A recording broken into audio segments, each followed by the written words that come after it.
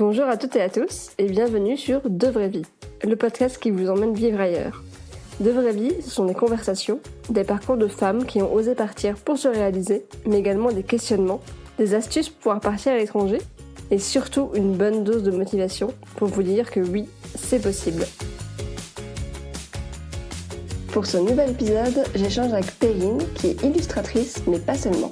On a parlé du fait de se sentir coincé dans un travail en agence, avec des horaires de bureau, de comment oser se lancer en freelance lorsqu'on est artiste, comment se faire connaître et également l'importance d'avoir un réseau, la difficulté de se faire payer pour sa passion, également les avantages d'être française ou français en Espagne, et bien sûr de sa vie à Barcelone.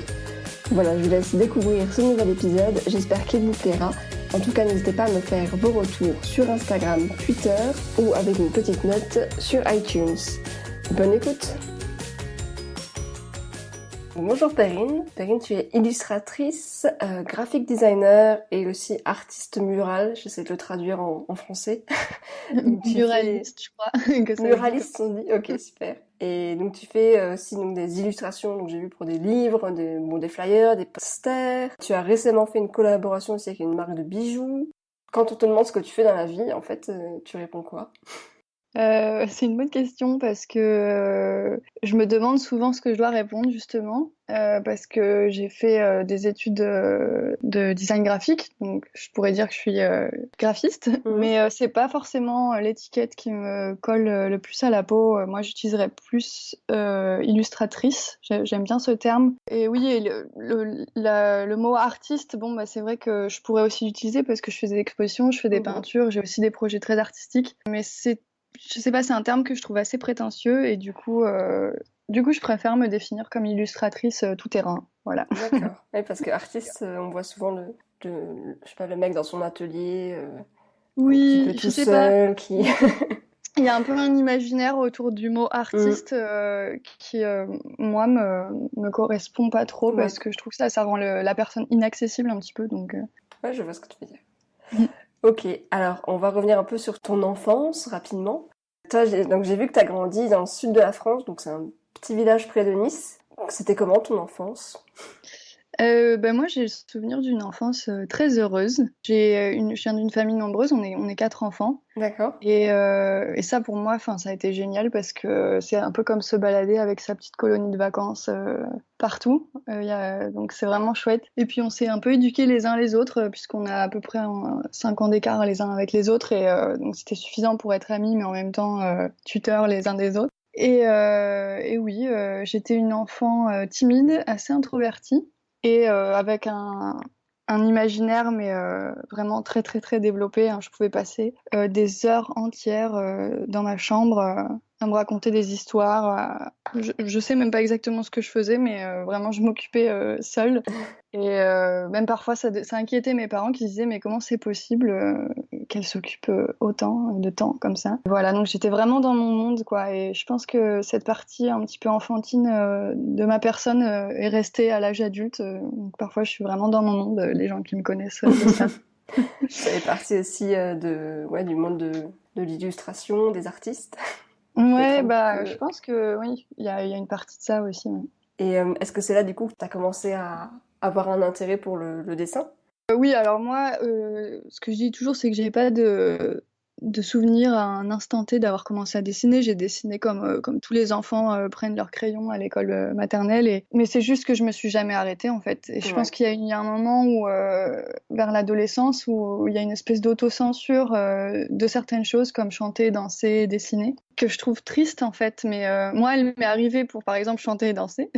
Mais pas pour dessiner. C'est quelque chose que j'ai toujours continué à faire, que j'ai toujours été super passionnée. J'ai eu des périodes, donc il y a eu la période je dessinais que des chevaux, il y a une période où je dessinais des expressions, voilà, ça allait par période, j'explorais des techniques, j'explorais des façons de faire, mais ça a toujours été présent dans ma vie en fait, donc j'ai pas de souvenir d'avant et après ma vie avec le dessin quoi. C'est quelque chose qui est hyper intériorisé quoi. Oui, il n'y a pas un moment où tu t'es arrêté, puis tu t'es revenu dessus plus tard en te disant, bah en fait, c'est quelque chose que j'aimais bien, donc j'aurais peut-être pas dû arrêter, mais...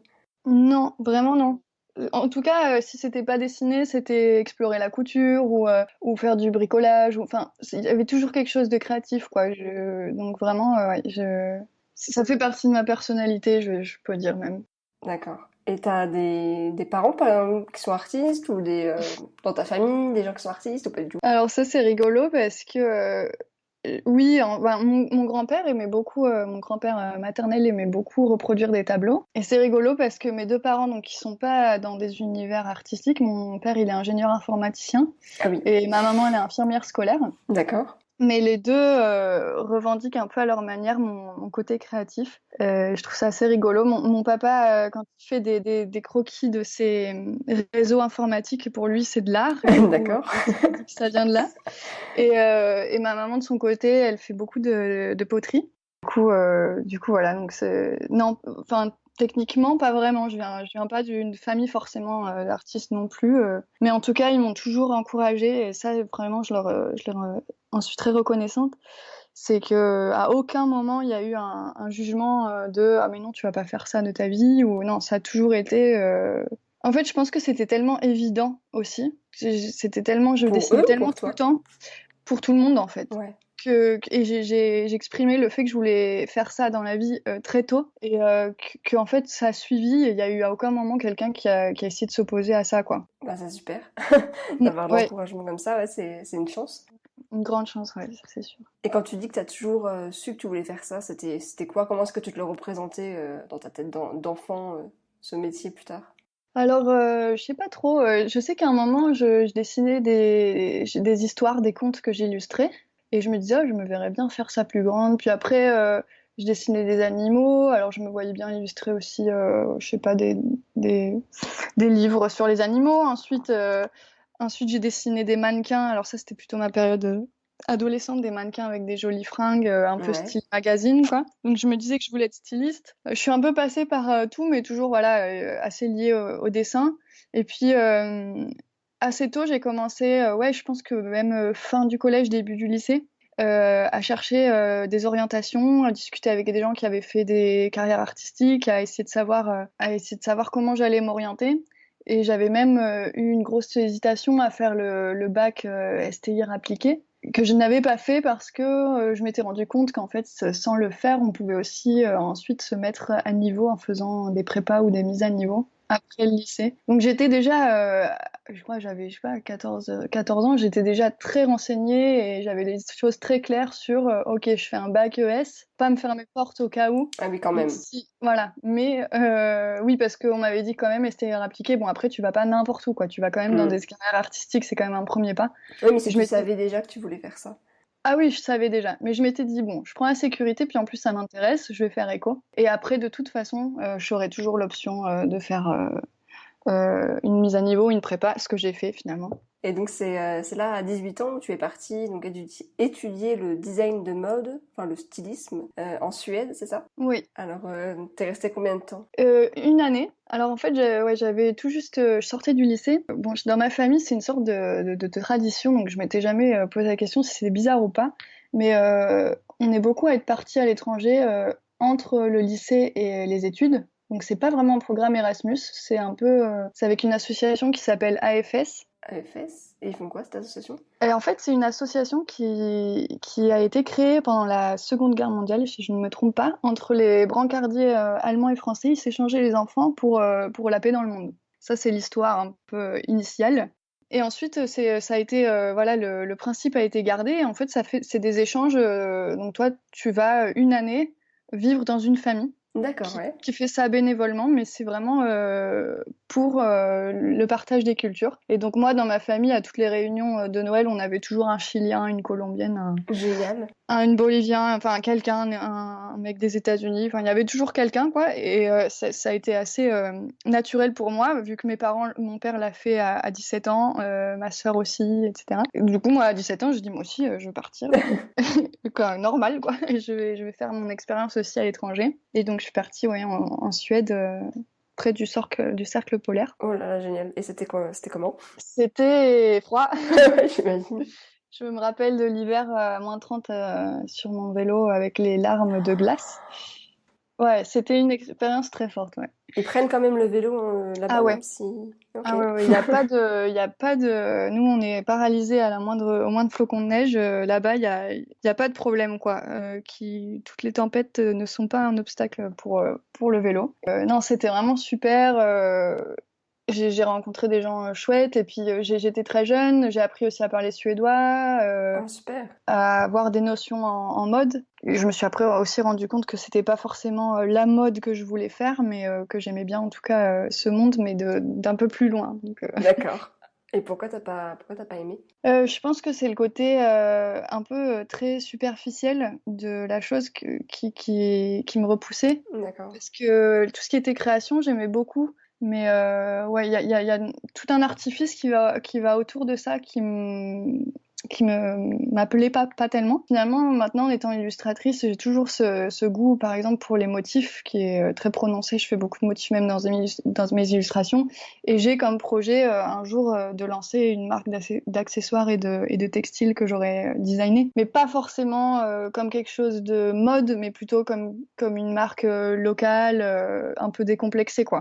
D'accord. Donc tu vas quand même te servir voilà, de cette année d'études de stylisme. Ça va servir plus tard, quoi. Oui, oui, je pense que de toute façon, cette année me sert tous les jours parce que j'ai aussi appris à me connaître en allant loin de chez moi si jeune. Et enfin, ça a été vraiment une expérience très forte, quoi. Et quand t'es partie, tes copines, elles te disaient quoi à l'époque? Parce que c'est pas commun quand même de partir comme ça un an aussi loin en Suède, mais c'est quand même loin.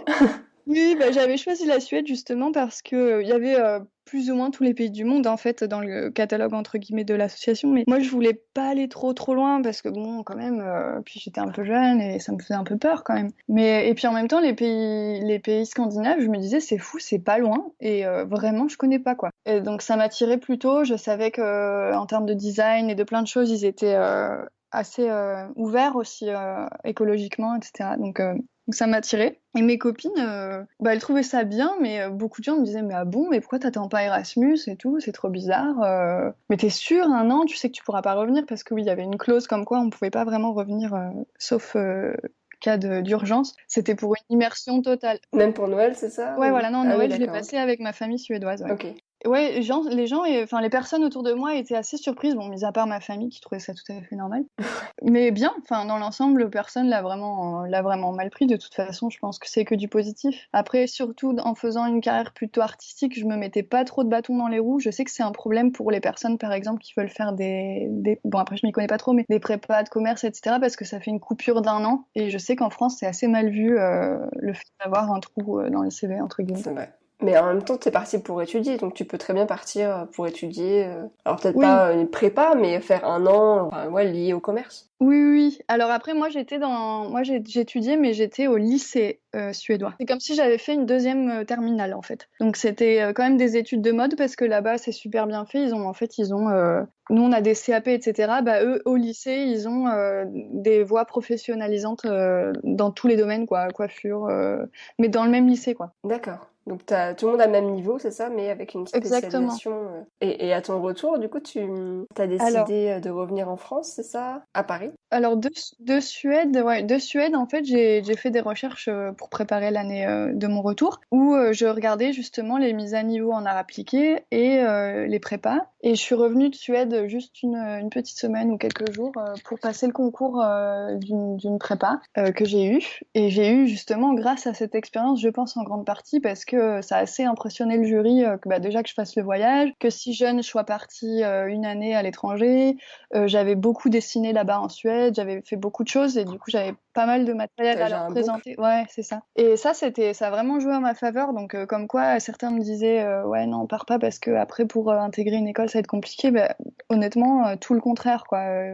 J'ai plutôt impressionné le jury je pense par ma détermination et puis voilà par mon envie d'explorer aussi. Et j'ai eu cette école donc en prépa qui ensuite j'ai continué dans cette même école, j'ai intégré le cursus de graphisme du coup. Donc c'était à Paris, c'est ça? C'était oui, à Paris, à Ivry-sur-Seine.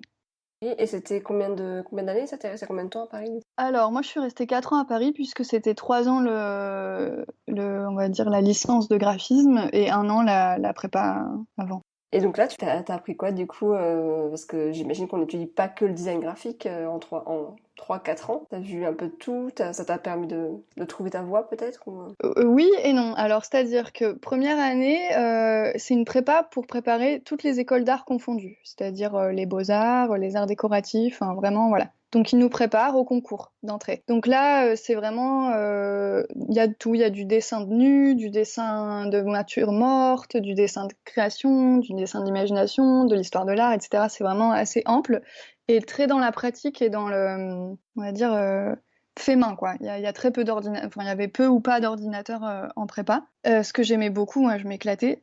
Assez intense parce que voilà, il fallait préparer les concours et c'était assez stressant. Et puis je me retrouvais d'un seul coup entourée de gens créatifs alors que moi je me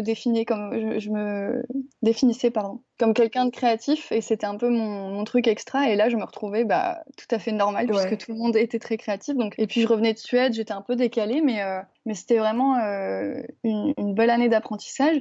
Et donc, à la fin de cette année, moi, le concours que j'ai, l'unique concours, non, où j'en avais pas eu beaucoup, mais donc j'avais eu aussi cette école qui me plaisait de graphisme. Et rentrer en graphisme, alors là, la première année, c'est un peu une transition entre le papier et l'ordinateur. Donc, on continue à faire des choses à la main, mais il y avait quand même l'introduction des logiciels de graphisme, quoi. Et là, moi, j'ai eu un peu du mal parce que les ordinateurs, à la base, c'est pas du tout mes amis. Mais alors, vraiment pas. Tout ce qui est technologie, ça a tendance à m'énerver parce que je ne contrôle pas. C'est vrai que ça a été une grande frustration de ne pas pouvoir m'exprimer créativement sur un outil que je connaissais pas. Et donc, j'ai voulu partir de l'école. Puis après, je me suis un peu accrochée. Et une fois que le plus dur était passé, voilà, vraiment l'apprentissage très technique, après, on s'éclate, quoi. Il faut juste passer ça et se dire, bon, bah, ok, il faut que j'apprenne un truc, je suis pas à l'aise avec, mais Tu le forces après, un petit peu, ouais. ouais. Ouais, complètement. Je me suis forcée, ça faisait partie de mes cours aussi. Et puis finalement, après, je trouvais que c'était assez ludique et c'était super. Et c'est pendant aussi cette école qui met quand même qui donne beaucoup d'importance au fait main, c'est que j'ai bien aimé. Et il y avait aussi des cours d'illustration. C'est là où je m'éclatais le plus, en fait. Vraiment. Donc c'est là où tu t'es dit, il faut que je poursuive dans cette voie.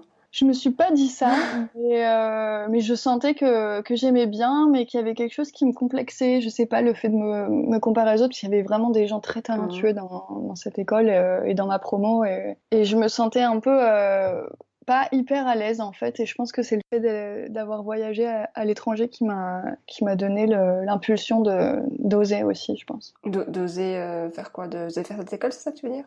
Non, d'oser montrer mon travail et me mettre plus intensivement à faire de l'illustration en fait.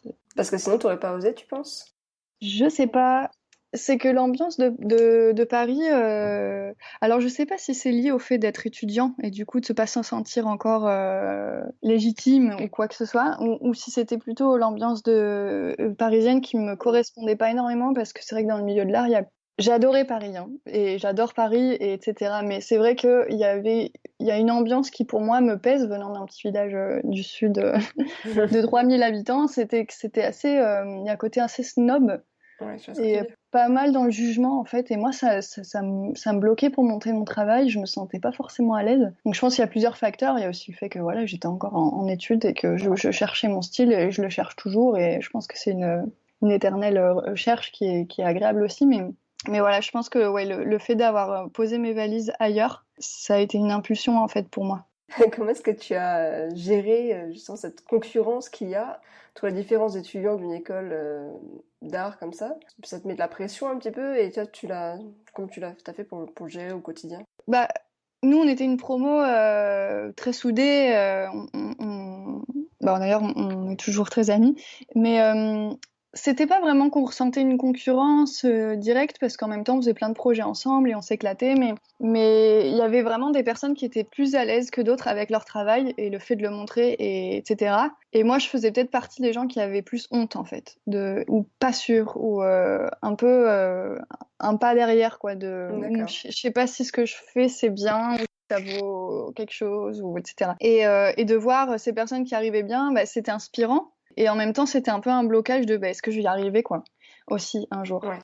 Et voilà, je pense que le fait de m'éloigner aussi de cette ambiance trop, on était un peu tous pareils, on faisait un peu tous la même chose. Et quand je suis partie faire mon master qui avait rien à voir avec l'illustration, ça m'a aussi donner un peu d'air et je me suis retrouvée encore une fois dans une classe, enfin encore une fois non justement, une fois nouvelle, dans une classe où j'étais un peu la seule qui dessinait et du coup ça m'a redonné cette place en fait que j'avais peut-être perdue. Et du coup, c'est là que donc t'es partie faire ton master de design et communication à Barcelone. Exactement. Et alors déjà, donc pourquoi est-ce que t'as choisi Barcelone et pourquoi cette école? Alors, Barcelone, tout simplement parce que ça m'attirait énormément. J'étais déjà allée en tant que touriste et je m'étais vraiment dit ici, ouais, je me vois très bien vivre ici un jour. Et voilà, cette sensation où on se sent un peu chez soi alors qu'on est juste de passage. Donc ça, je l'avais assez en tête. Et puis tout simplement, je voulais aller. J'aime beaucoup de designers de Barcelone et d'illustrateurs. Il y a vraiment une espèce d'esthétique méditerranéenne qui me correspond aussi. Moi, je viens de près de Nice en fait, où il y a la mer et les montagnes comme ici. Donc même géographiquement, ça m'était assez familier. Et puis le soleil et les gens détendus, quoi, tout simplement. Et c'est vraiment ça. En fait, c'est ça que je pouvais plus à Paris, je pense aussi et qui m'a attirée vers l'Espagne aussi. Et pourquoi cette école? Alors j'avais fait pas mal de recherches. Moi, dans mon école à Paris, en graphisme, on était très axé sur la pratique, sur produire des projets comme si on était en agence. On était assez jugé sur l'esthétique, genre bon bah c'est beau, c'est bon. Et moi ça me dérangeait un peu parce que je pense que le travail d'un créatif, c'est pas seulement de faire des choses qui sont esthétiques, mais c'est aussi de donner un concept et une force derrière, des valeurs à tout ça. Et donc je voulais faire un master un peu théorique, plus que pratique. Et c'est pour ça que j'ai choisi cette école parce que c'était un master pluridisciplinaire. Donc design et communication. Et il y avait des matières vraiment très intéressantes comme analyse d'image, stratégie de communication, design thinking, enfin vraiment beaucoup de choses. Qui te permet, pour ta créativité peut-être, de savoir pourquoi tu fais ce genre de choses, c'est ça? Ou ça t'inspire ou... Oui, voilà, c'était pour donner un peu de force et de sens aussi à ce qu'on fait. Malheureusement pour moi, on a été l'année un peu cobaye de leur nouveau programme Ah.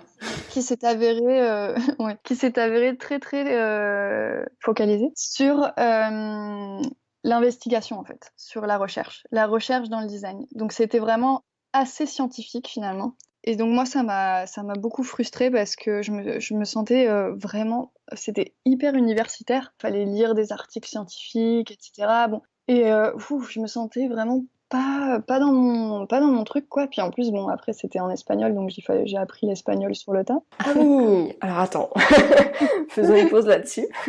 Oui. Donc t'arrives à Barcelone, tu parles pas espagnol? Ou tu parles Alors l'espagnol vas-y, je le dis-moi. comprenais, D'accord. je le comprenais très bien, mais je le bafouillais, on va dire. Donc quand je suis arrivée, bon, au départ j'avais un peu des migraines le soir parce que je me concentrais beaucoup pour comprendre les cours, mais je les comprenais quand même. Je venais pas de toute façon ils Ouais, m'auraient c'est pas ça, laissé faire le il master. y a un examen pour entrer. Il vérifie ton niveau. Oui, voilà, j'ai eu un petit entretien avec le directeur du master. Il a vu que je me débrouillais suffisamment et que j'avais j'étais assez déterminée pour y arriver. Pour apprendre, quoi. Ouais. Voilà. Et t'avais appris comment avant? Juste à l'école ou... À l'école et puis j'étais avec mon copain. Je suis avec mon copain qui est espagnol aussi, donc à chaque fois que je lui rendais visite, tout simplement, j'étais immergée quoi dans la Ah oui, culture. ça aide. Même si avec lui on communiquait en anglais, mais bon, j'étais voilà, j'avais disons que l'oreille était déjà faite quoi. D'accord, ok. Donc ça a quand même beaucoup aidé. Ah, c'est pas mal, ouais. Et du coup, tu arrives à Barcelone. Oui, tu disais, tu as cette école où c'est trop théorique, les cours sont trop théoriques. Oui, et en fait, finalement, je me rends compte avec du recul, sur le coup, j'étais super énervée parce que ça m'a coûté cher, que finalement, on m'a vendu quelque chose qui Ouais. n'était pas vraiment ça, etc.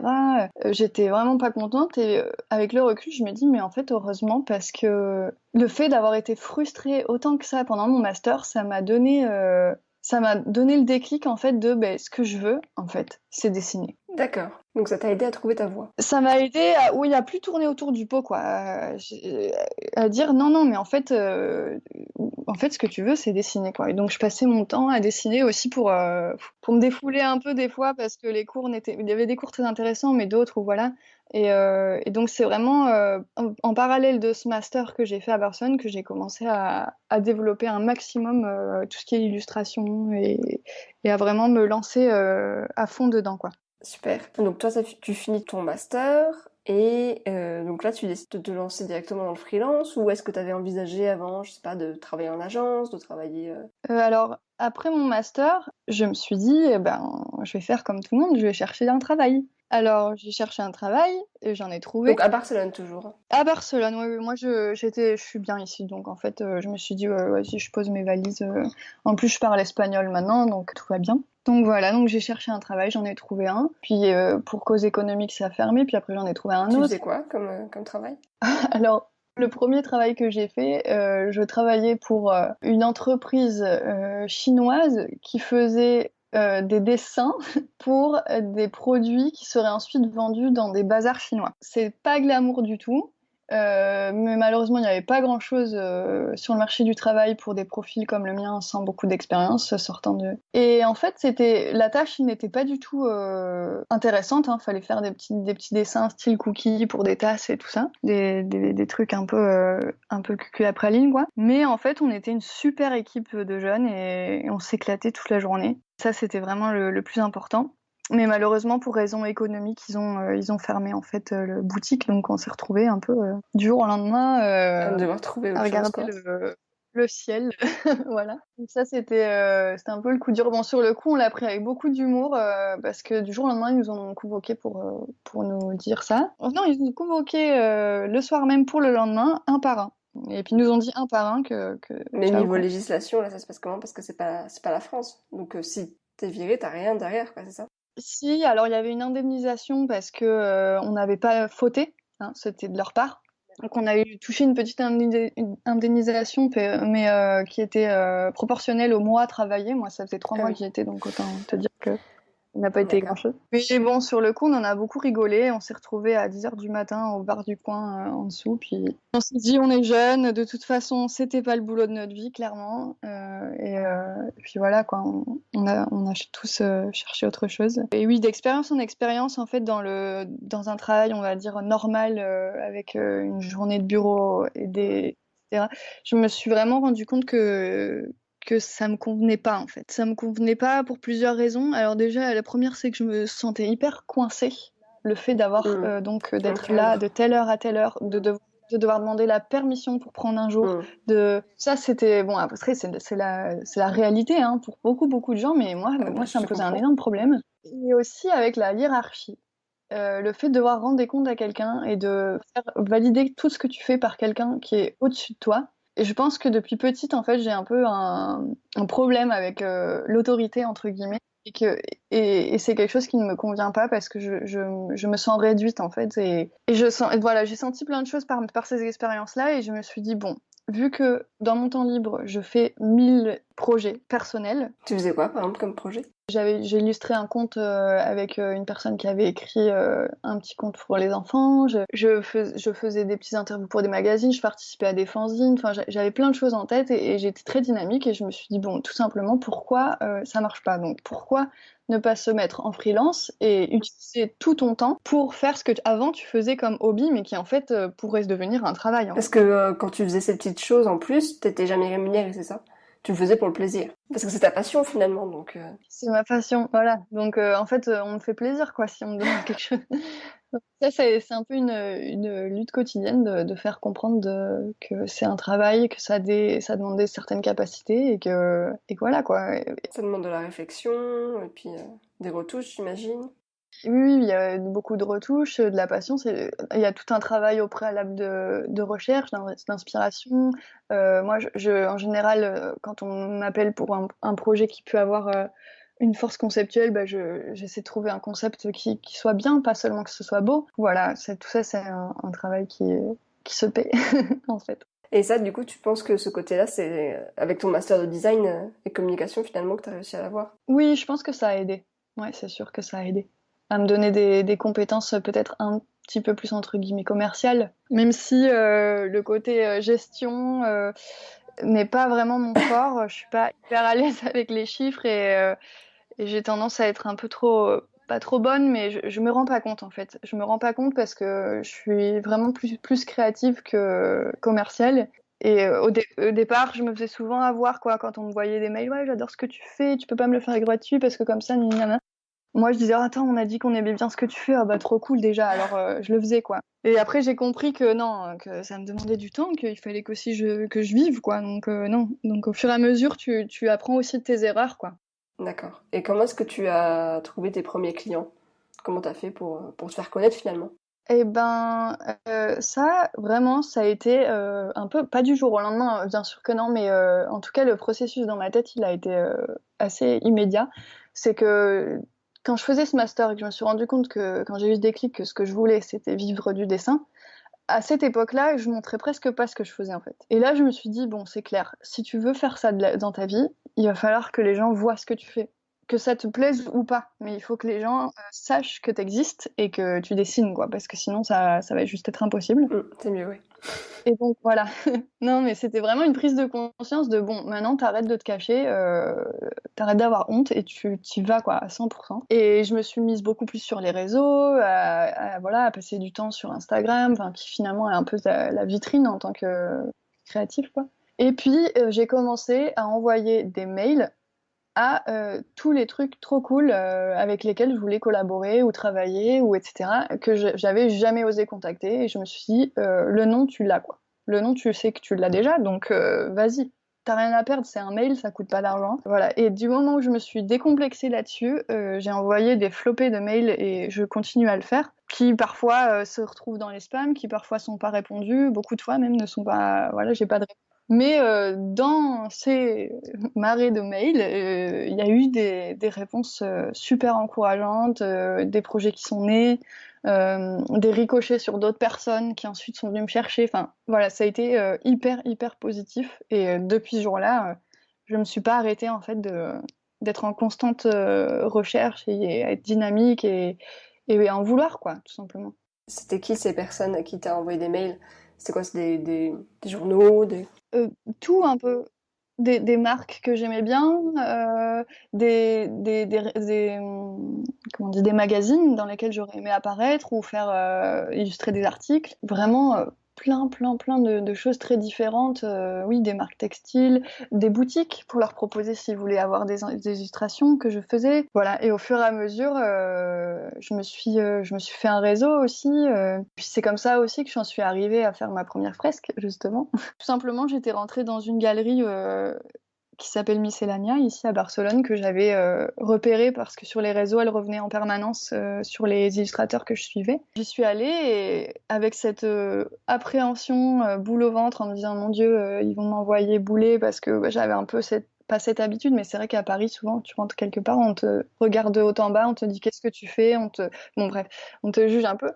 Ouais, je suis arrivée, j'ai dit bon, bah voilà, je suis illustratrice, je viens d'arriver à Barcelone, comment ça marche? Et là, il y a eu une espèce de réception de ma personne, mais trop agréable, de ah, mais trop bien, montre-nous ce que tu fais, on adore rencontrer des nouvelles personnes. Enfin, vraiment, une espèce de chaleur humaine, quoi, que vraiment ici, je peux ressentir et ça fait du bien, tu te sens bien accueilli et tu te sens bienvenu, quoi, tout simplement.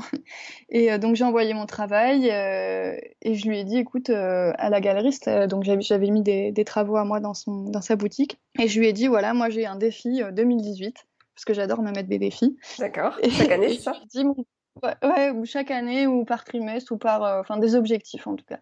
Et je lui ai dit, voilà, mon défi 2018, c'est de faire une fresque, j'en ai jamais fait.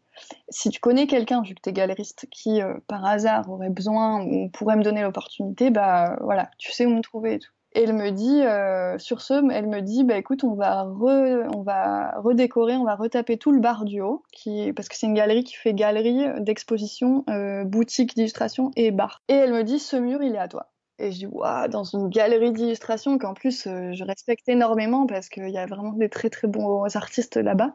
J'ai dit, attends, mais c'est vrai. Elle dit, oui, on te paye le matos, on te paye pas la main-d'œuvre parce que c'est aussi un peu un crash test pour nous parce que moi, j'avais jamais fait, donc voilà. Et voilà, j'ai fait ma première fresque et je pense que c'est vraiment un de mes meilleurs souvenirs ici à Barcelone. Donc juste parce que t'as osé demander, t'as eu cette opportunité que c'est ouverte. Ouais, juste ça, quoi. C'est fou, ça paraît tellement facile en fait. Ben ouais, je sais pas, comme tu dis, si ça aurait été aussi facile à Paris. Je sais pas. Honnêtement, je sais pas. Je sais pas. Après, je pense qu'il y a un autre facteur qui, au-delà du fait que ce soit une ville différente, c'est que je suis moi-même étrangère et du coup, j'ai l'impression que ça donne pas des droits, Ça t'ouvre plus de portes, tu penses? Le fait d'être française ou... Je sais pas comment l'exprimer, mais disons que t'arrives dans un endroit et tu dis oui, je suis pas d'ici, comment ça marche, etc. Et puis t'as un accent bizarre, etc. Et je pense que ça donne une certaine accroche. Enfin, en tout cas, c'est ce que je ressens. Après, c'est peut-être... Donc les gens vont plus t'aider, tu penses, parce que justement, t'es pas local.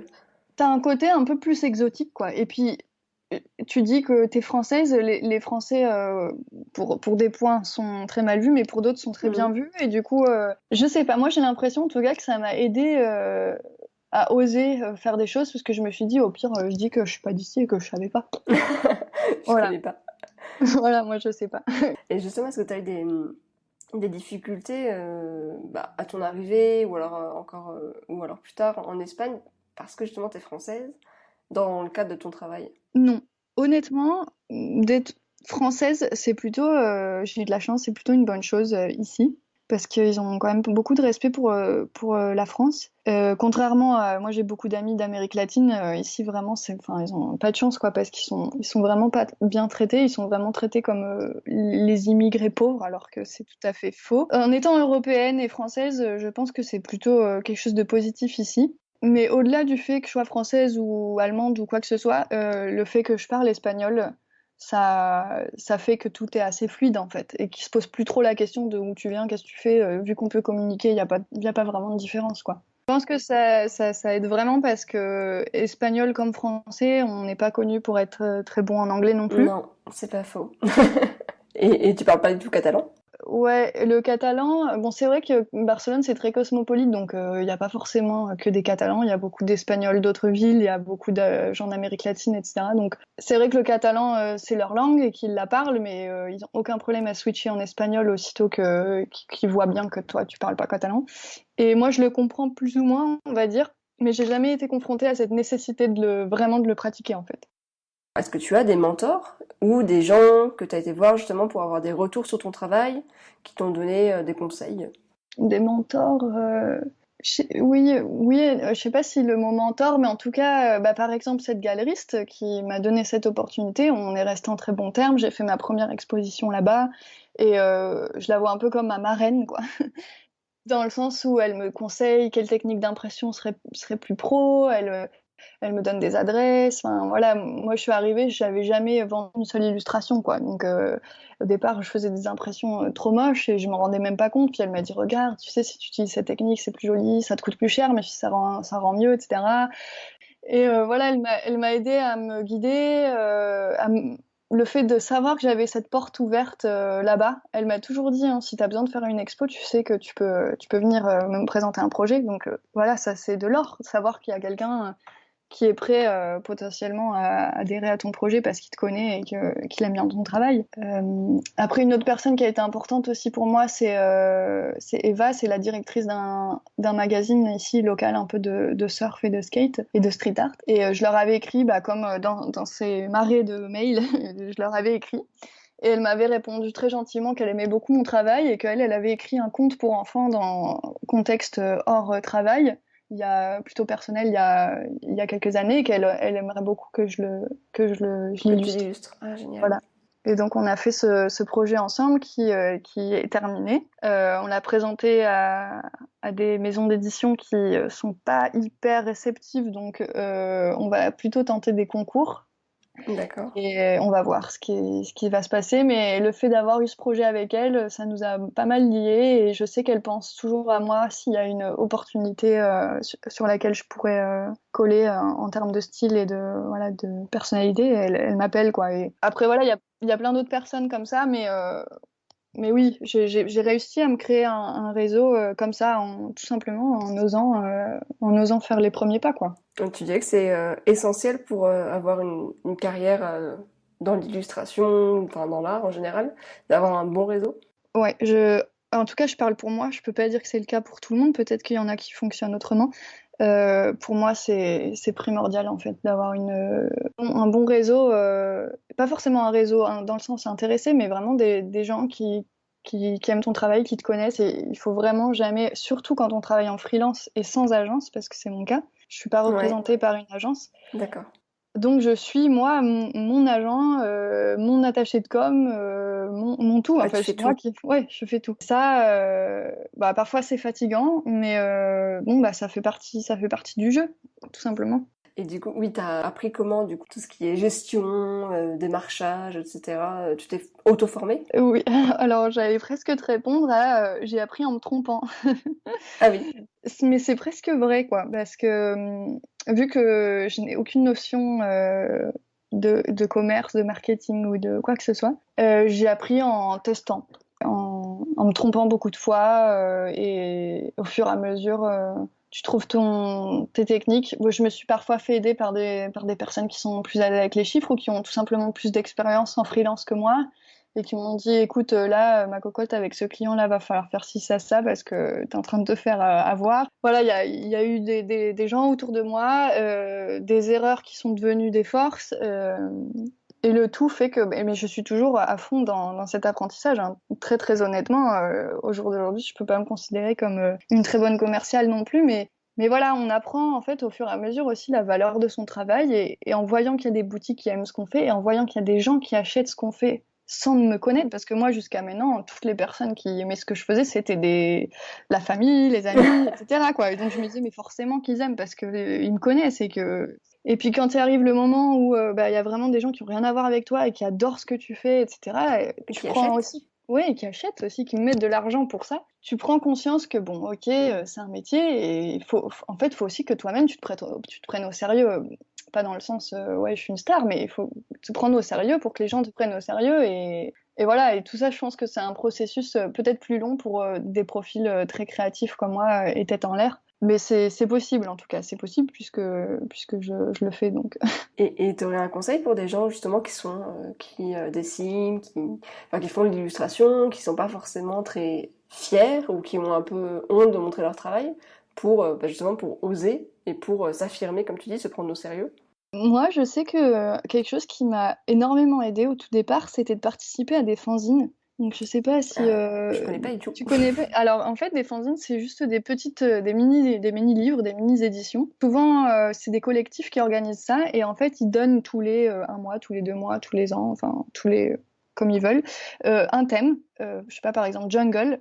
Et c'est un appel à participation. Donc, quiconque peut envoyer son illustration avec ce thème-là, voilà, avec les limites qu'ils ont données de format, de couleur, de quoi que ce soit. Et ensuite, eux font une sélection et publient ce petit livre. Voilà, ça peut être trimestriel ou quoi que ce soit. Et, euh, et moi, ça m'a beaucoup aidé parce que bon, j'étais pas du tout le temps sélectionnée, hein, loin de là. Mais au moins, ça me donnait un objectif. Je me disais, bon, bah alors, je dois faire un truc sur Jungle, je dois le rendre à telle date. Et c'était un peu comme des mini-briefs de clients, quoi. Ouais, Et aussi, mine de rien, même si après tes images sont pas forcément sélectionnées, déjà ça te donne l'opportunité de t'amuser, d'explorer des styles et faire voilà, des nouvelles choses.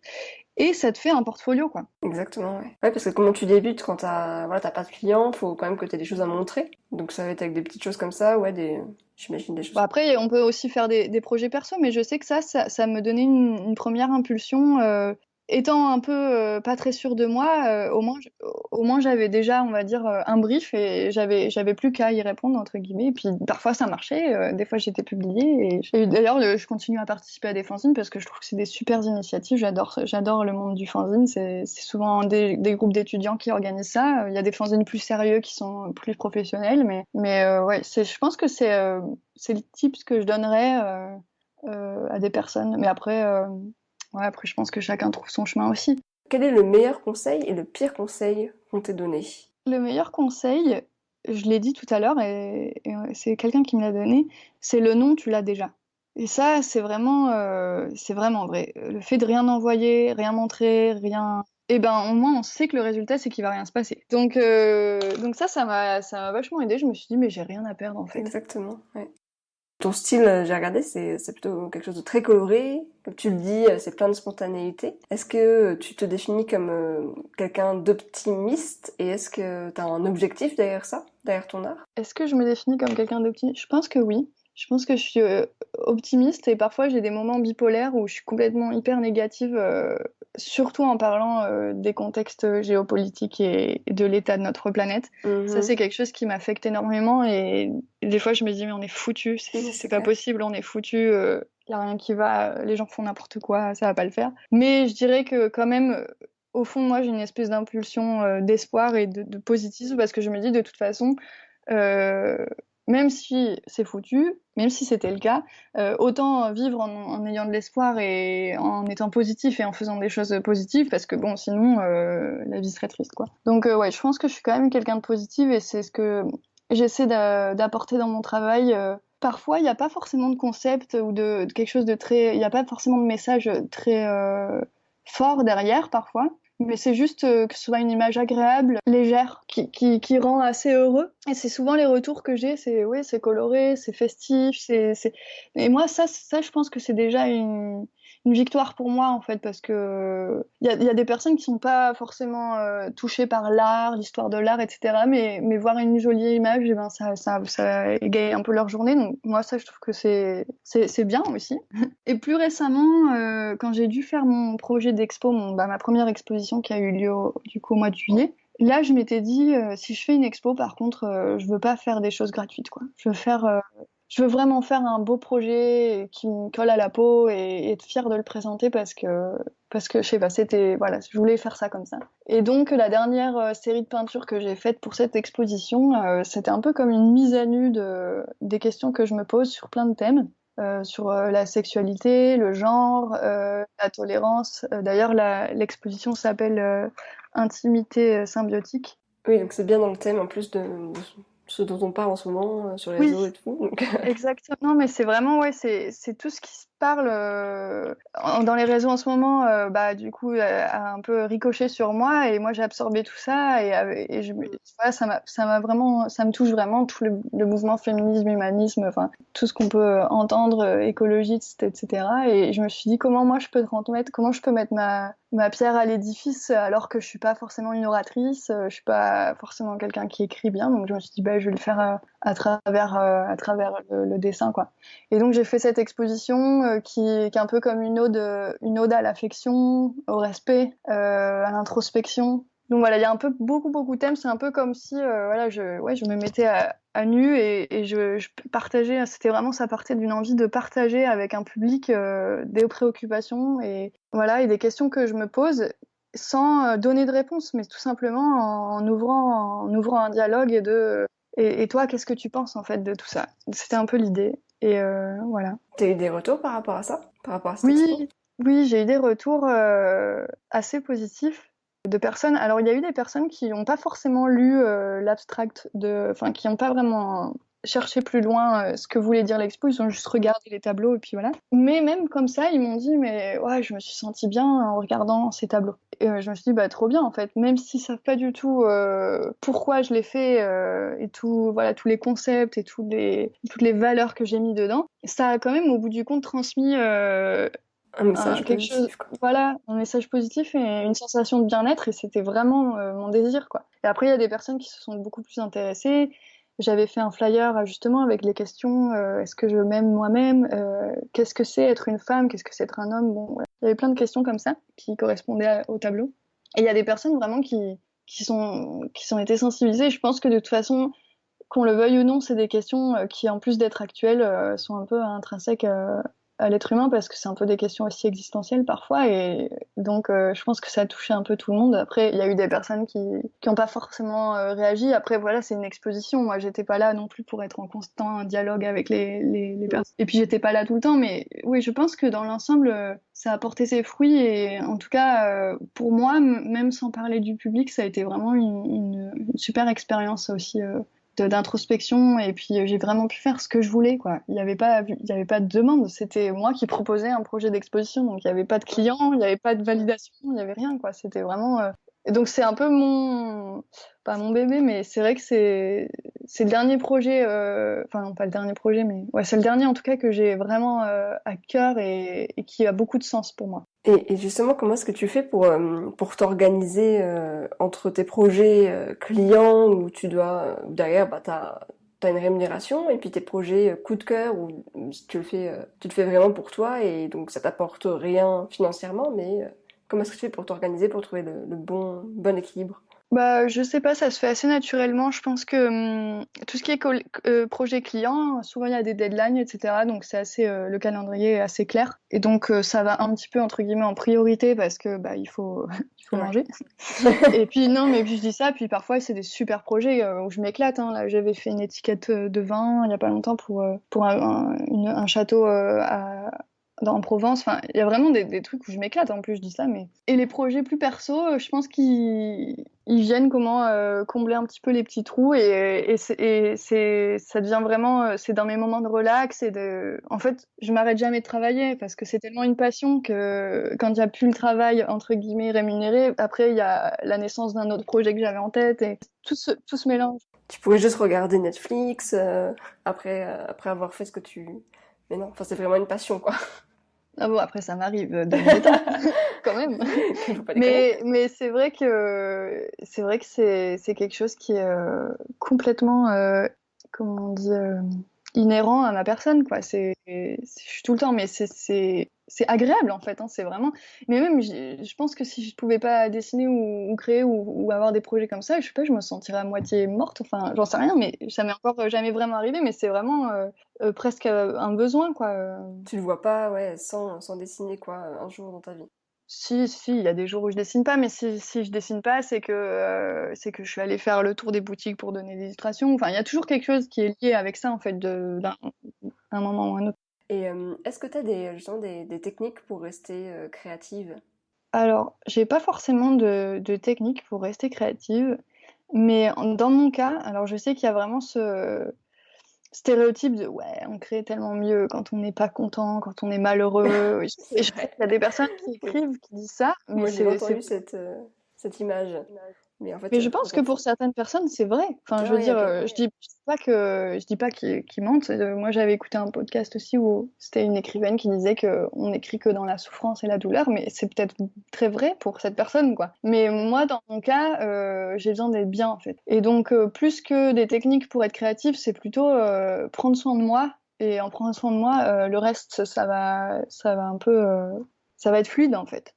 Je pense que c'est ça, en vrai. Être bien dans ta vie et du coup ça vient tout seul quoi. Ouais, c'est parce que si t'es bien avec toi, t'es bien dans tes pompes, t'es bien dans le moment, le reste ça vient assez facilement. Alors que si t'es préoccupé et t'es parasité par plein d'autres choses et t'es pas bien, t'es stressé, etc. Moi en tout cas, personnellement, j'ai du mal à être productive et à faire quelque chose de bien, quoi.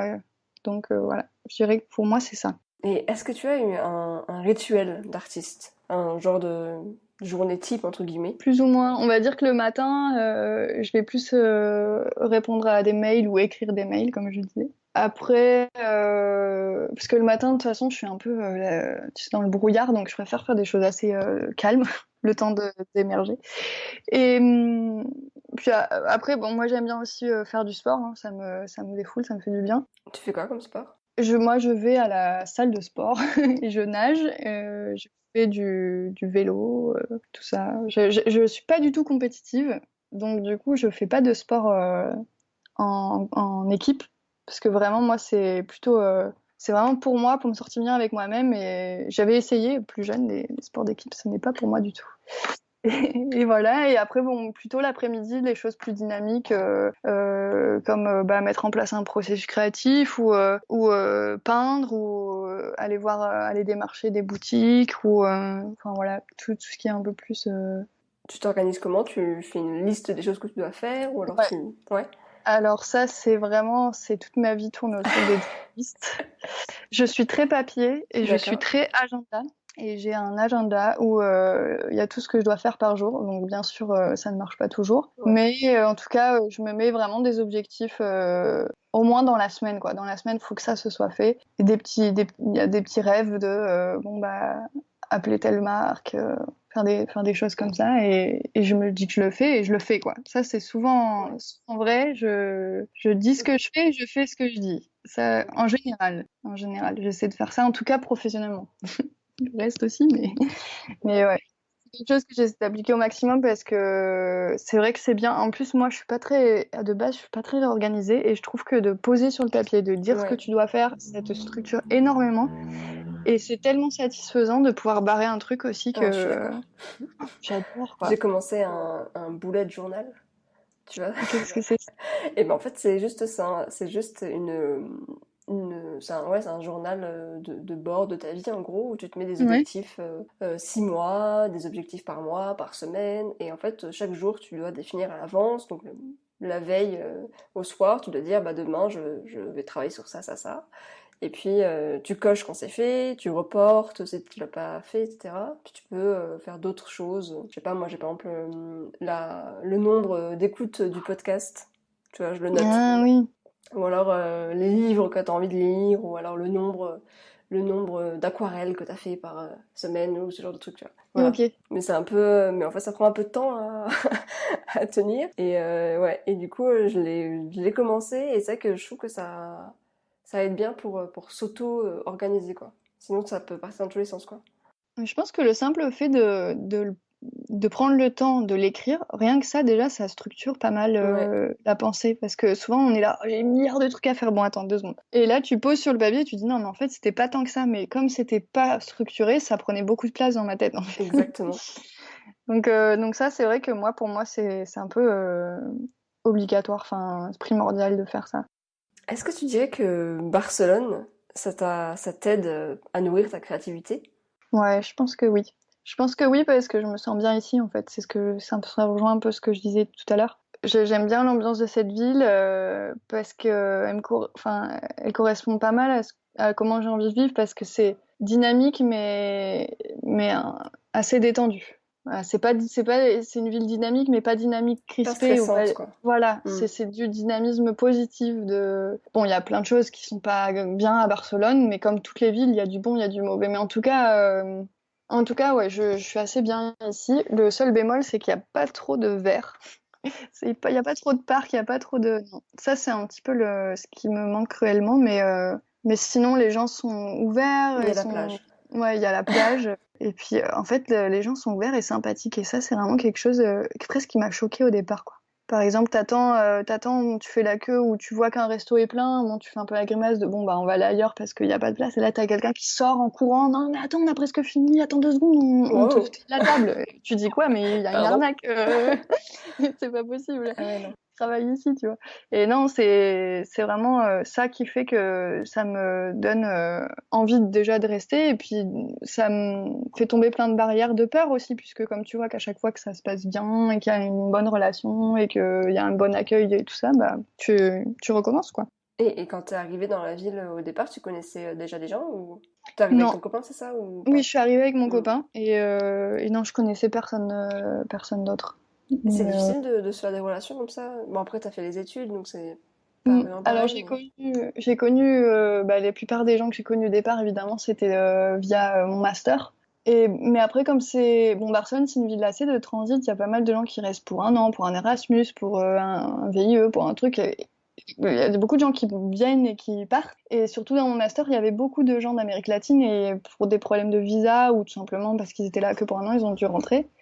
Et donc ça a été un petit peu triste. Et oui, je pense qu'en fait, quand on est adulte et qu'on va dans une nouvelle ville, c'est dur au départ ouais, c'est dur en fait je pensais pas que ça le serait autant. Honnêtement, je suis quelqu'un que je considère d'assez social. Et j'en parlais avec mon meilleur ami qui est parti s'installer à Melbourne, qui est pour moi est vraiment très ouvert, très social, musicien, photographe, hein, tout ce que tu veux. Et lui aussi, quoi. Et lui, il est freelance aussi, photographe, retoucheur. Et on en parlait, on disait c'est rigolo parce qu'en fait, on pensait pas qu'on aurait ce problème un jour d'avoir du mal à se faire À des amis. s'intégrer, ouais. Ouais. Ouais. Et du coup, comment t'as fait Bah après, j'ai connu des gens par des projets. Il y a des gens que je connais du master. Bon, après, de fil en aiguille, on s'inscrit à des trucs qu'on aime bien faire et on connaît des gens, quoi. Mais c'est vrai qu'en fait, c'est pas aussi évident que ce que je pensais. En tout cas, hors études. Parce que quand on part en études, de toute façon, on est avec une colonie toute l'année, donc c'est facile. C'est ça. Je pense que je suis pas la seule à avoir vécu ça, hein. Même des gens qui partent et qui ont quand même un boulot de bureau, on va dire. Il suffit que au boulot, il n'y ait pas trop de jeunes, bon, bah, tu te retrouves un peu dans la même situation, quoi. Donc, Exactement. Mais il y a beaucoup de Français quand même à Barcelone, non? Il n'y a pas des ouais, associations de Français, ou je sais pas. Enfin, c'était pas ton objectif non plus, mais... Si, il y a pas mal de français, il y a des cours de français et tout, mais c'est vrai que moi, je suis pas forcément très restée entre français parce que, Je comprends. enfin, même si j'ai des amis français, il y a aucun problème et je trouve ça génial, mais moi, vraiment, j'aime bien me sentir à l'étranger et voilà, et je sais que souvent les Français, il y a cette image un peu des Français à l'étranger qui restent qu'entre eux. Bon, c'est un petit peu vérifiable malheureusement, mais je pense que c'est un peu normal aussi parce qu'on va vers les gens que voilà, c'est plus facile quoi. C'est vrai que j'ai pas forcément fait trop recours, eu trop recours à ça, mais Tu as dit dans une interview, bon, tu l'as dit en anglais, enfin c'est écrit en anglais, donc je traduis. J'aime tellement peindre des murs que je pourrais parfaitement me voir comme street artiste voyager dans le monde pour peindre des murs. Donc c'est la traduction française, hein, donc c'est pas terrible, mais... Et donc, est-ce que tu envisages un jour de quitter Barcelone, partir un petit peu à l'aventure ou...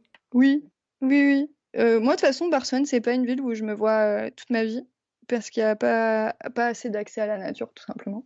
Et que c'est une ville, quoi. Et moi, je me vois, quand je dis je me vois plus tard, avec une famille, etc., je me vois dans un endroit un peu plus calme, quoi, un peu plus tranquille. Mais au-delà de ça, les fresques, c'est vrai que bah, j'ai commencé il y a pas si longtemps, et c'est vrai que c'est génial, j'adore parce que non seulement déjà c'est peindre avec de la matière et pas avec un ordi, mais en plus c'est en grand, donc ça, il y a tout ton corps qui est mis là-dedans et c'est hyper immersif et tu penses à plus rien d'autre et t'étais vraiment avec ton mur et puis quand c'est en extérieur, bah, c'est encore plus chouette parce que t'es là avec les gens qui sont dans la rue, qui font leurs commentaires et tout ça. Et je sais parce que là, dernièrement, j'ai fait dans un festival de street art et je parlais avec des autres street artistes, enfin des autres personnes qui avaient été qui avaient participé au festival, qui me disaient qu'ils vivaient de ça en fait. Ils avaient mis du temps, mais ils arrivaient financièrement à joindre les deux bouts en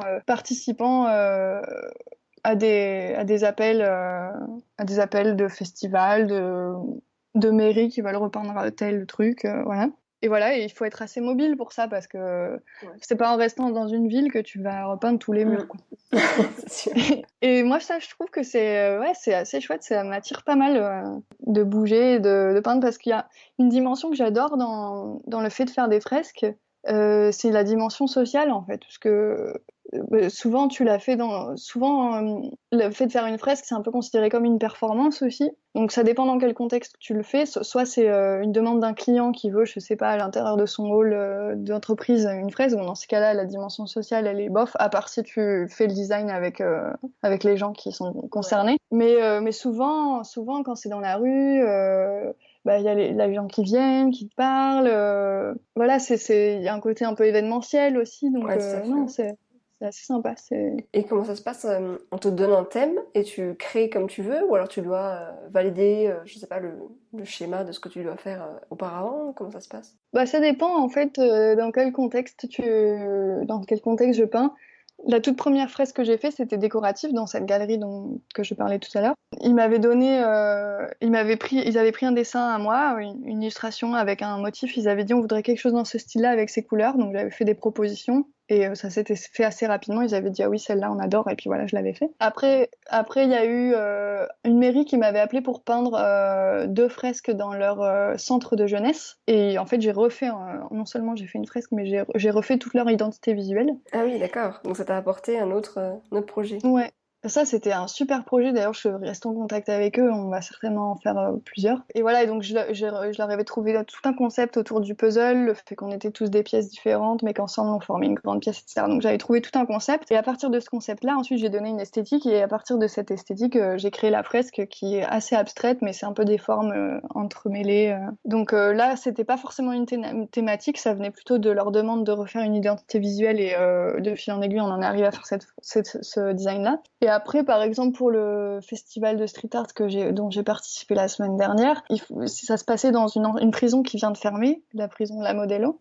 Ah oui, c'est à Barcelone, c'est ça? Ouais, en plein Barcelone. En fait, au départ, elle était excentrée, mais Barcelone a tellement grandi qu'elle est en plein milieu de Barcelone, cette prison. Et elle a fermé en 2017, et bon, elle est chargée d'histoire parce que, bien sûr, avec le franquisme, etc., bon, peut s'imaginer qu'elle en a vu des choses, cette prison. D'accord, ouais. Et voilà, et l'idée là qu'il voulait, c'était que on mette l'accent non pas sur ce qui s'était passé dans cette prison, mais sur ce qu'allait devenir cette prison, puisqu'ils ont fait des projets participatifs avec les gens du quartier pour demander tout simplement ce que voulait en fait la communauté. Et ce qui en est ressorti, c'est qu'il y a une grande demande de parcs, de logements sociaux et d'écoles, etc. Enfin vraiment des lieux de vie partagés, hein, un peu intergénérationnels. Et du coup là, oui, j'avais fait un peu en fonction de ça, j'avais fait une fresque où on voyait des habitations, parce que c'était un triptyque, une fresque où il y avait plutôt de la végétation pour parler des parcs, et une fresque avec des personnes qui volent heureuses pour parler plutôt du côté communautaire, participatif et social. Donc voilà, en fait ça dépend vraiment de chaque projet, quoi. Mais du coup, ouais, tu respectes toujours ton style, ouais. Enfin, tu respectes toujours ton style, c'est toujours toi qui t'es pas guidé, quoi, vers un certain style. En général, ça fonctionne plutôt en participation, donc tu envoies ton book et ils te prennent ou non. Donc ils s'imaginent bien en validant ton book que ça va être Bien dans sûr. ce style-là, quoi. Ouais, ok, d'accord. Et ça, c'est le truc agréable, parce que moi, si demain on me demande de faire un truc hyper réaliste, déjà non seulement je pense pas que je suis capable, mais en plus c'est pas ce qui m'amuse, quoi. Donc c'est mieux que ce soit comme ça. Je préfère. Et justement, tu disais tout à l'heure, on parlait des réseaux sociaux et notamment d'Instagram, que j'ai vu, bah, tu l'utilises forcément pour publier tes créations. Est-ce que tu dirais que ça, c'est vraiment un outil qui t'apporte au quotidien, qui t'aide à montrer ton art et que sans ça, bah, t'aurais peut-être pas la même portée? Ah oui, ça c'est sûr. Vraiment, je sais même pas si c'est triste ou si c'est pas triste, parce que bon, des fois je me dis oui, on est un peu trop dépendant de ces Ouais, c'est trucs-là, ça, ouais. etc., machin. Il y a un côté négatif. Mais ouais, il y a une notion un peu négative au côté on est dépendant, etc. Il y a un côté aussi, c'est qu'il faut être réaliste aujourd'hui. Aujourd'hui, tu fais ta com, quoi. Que tu sois photographe ou... Et en fait, c'est génial. Honnêtement, oui, il faut y dédier du temps et un peu de patience, etc. Mais voilà, ça fait partie du travail, ça fait partie du pack d'être freelance. C'est une super chouette vitrine en ligne. Tu rencontres quelqu'un une soirée, il dit ce que tu fais, nanana, il sort son portable, il te voit ton travail directement, quoi. Moi, je trouve que c'est assez magique. Il y a des côté négatif, bien sûr. Bah, comme quoi, il faut quand même, il faut y mettre du temps. Alors, il y en a qui pourraient dire oh mais elle est complètement au taquet avec son Instagram, mais c'est parce que je le fais, parce que je sais que plus t'es présent, Tout à fait. moins on t'oublie, plus on t'appelle. Et moi j'ai eu plusieurs fois des clients potentiels ou des appels à projets, des collaborations qui sont nées Grâce tout à ça. simplement juste grâce Ah oui, à Instagram, quoi. d'accord. Donc je pense que ça a une très grande force. Comme tout outil, c'est l'utilisation que t'en fais qui peut être négative après. Mais moi, dans l'ensemble, je trouve que c'est vraiment un bel outil. Moi, ça m'aide énormément. Honnêtement, si j'avais pas les réseaux sociaux, il y a beaucoup de choses que j'aurais pas pu faire. Et puis ça t'apporte aussi peut-être des projets qui te correspondent vraiment à ton style. Enfin, je Bah sais pas, oui. j'imagine, puisque du coup on voit vraiment ce que tu fais. Donc si on te contacte, c'est qu'on sait déjà qu'on aime ton style. Oui, ça c'est le rêve, je pense, de tout illustrateur, qu'on te contacte parce que on aime ce que tu fais, quoi. Et on te contacte pour faire ce que tu aimes. Donc oui, le but, c'est aussi un peu ce qui se passe sur mon site, c'est que j'ai mis beaucoup d'illustrations, de peinture et peu de graphisme, tout simplement parce que je montre ce que j'aimerais le plus faire. Et je pense que ça fonctionne comme ça pour beaucoup de choses, en fait. Et alors, quels sont tes projets à venir, si tu en as? Alors, il y a des projets plus lointains et plus proches, mais quelques-uns qui sont plus proches, c'est des projets de fresques, notamment avec cette mairie avec laquelle j'ai déjà travaillé pour leur centre de jeunesse, qui voudrait que je fasse des fresques participatives avec les élèves dans les cours de récréation Ah, des écoles. génial. Ouais, ça c'est un super projet. En fait, ils ont fait appel à un studio d'architecture pour retaper les cours de récré qui étaient littéralement affreuses. C'était du béton et du grillage, quoi. En parallèle de ce qui va se passer en architecture, ils voulaient qu'il y ait aussi des fresques. Donc ça, c'est un peu en cours de validation, on va dire, mais j'espère que ça va se réaliser. Ça, c'est en Espagne, hein, toujours.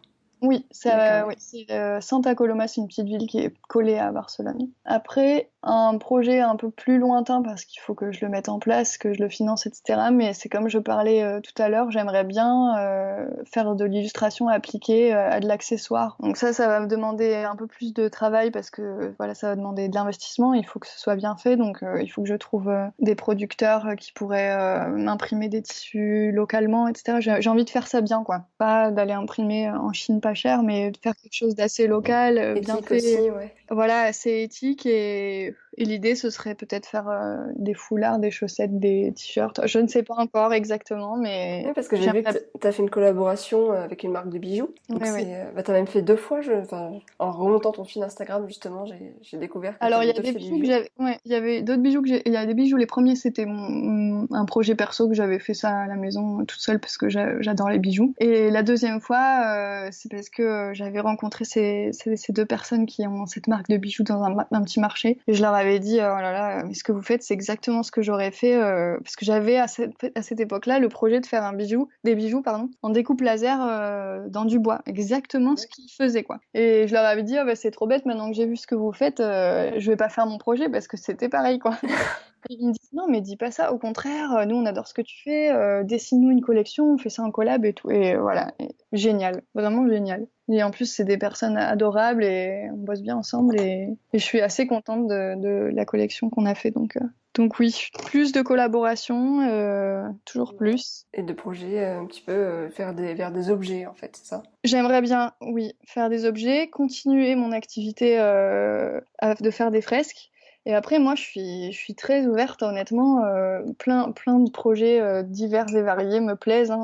Illustrer des livres, faire des étiquettes de vin, de parfums. Il n'y a pas vraiment de porte fermée, quoi. Ouais, des trucs qui t'éclatent, quoi. Ouais, ça dépend, mais tout peut m'éclater, oui. J'ai une dernière question, puisque donc, le podcast s'appelle « De vraie vie ». Pour toi, c'est quoi la vraie vie? Si tu arrives à mettre des mots dessus. Ça t'évoque quoi?